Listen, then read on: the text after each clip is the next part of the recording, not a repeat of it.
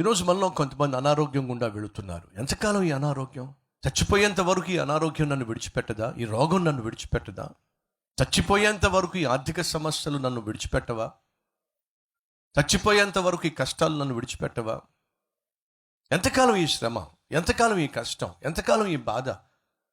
ఎంతకాలం ఈ అప్పులు? ఎంతకాలం ఈ ఆర్థిక సమస్యలు? ఎంతకాలం ఈ అవమానాలు? ఎన్నెన్నో ప్రశ్నలు నిన్ను ఉక్కిరి బిక్కిరి చేస్తూ ఉంటాయి. అయినప్పటికీ నువ్వు శ్రమ గుండా, కష్టం గుండా, ఇరుకు ఇబ్బంది గుండా, వ్యాధి బాధ గుండా వెళుతున్నప్పుడు సహజంగా సాధారణంగా నీకు వచ్చే ప్రశ్న, హౌ లాంగ్? ఎంతకాలం? సమాధానం ఏమిటి?